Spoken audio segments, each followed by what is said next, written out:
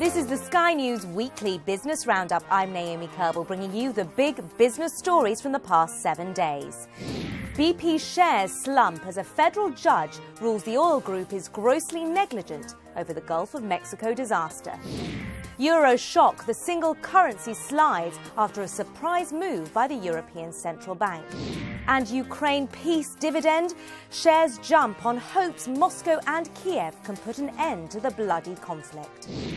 BP could be forced to pay out billions more in fines over the 2010 Gulf of Mexico disaster. This week, a judge found that the company acted with gross negligence in the biggest oil spill in US history. The ruling means BP could be liable for penalties of up to $18 billion under the Clean Water Act. When you actually look at what the judge has said in his ruling, the reason that he feels that BP was grossly negligent, he focuses on a crucial test that the company did at the Macondo well on the date of the disaster, April the 20th, 2010. And what happened was this was a test essentially meant to check whether or not it was safe to move away from the well, to detach the rig from the well and go off and do another job. In a shock move, the European Central Bank cut its key interest rate to almost zero. At the same time, the Eurozone Central Bank announced fresh measures aimed at shoring up the region's ailing economy. The ECB's main interest rate now stands at a record low of 0.05%. It also cut its deposit rate. Banks will have to pay just 0.2% to have funds held by the ECB.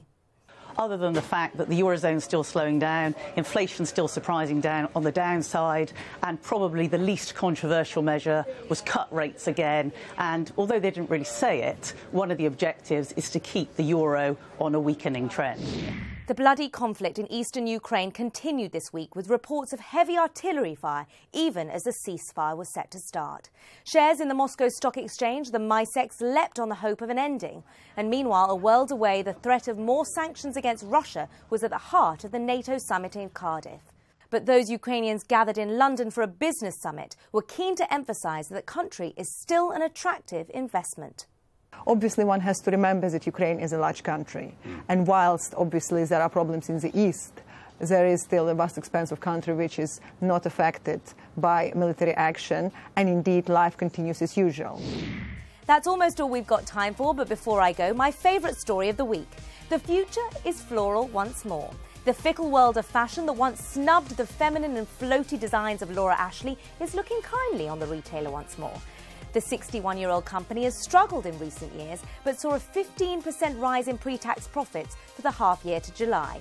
Like many other retailers, profits have been boosted by online sales. Well, that's it for this week's Business Roundup with me, Naomi Kerbel. For more on those stories and more, check out skynews.com or the Sky News for iPad app. And do get in touch via Twitter with your business stories. I'm at SkyNKTweets and the team is at Sky News Biz.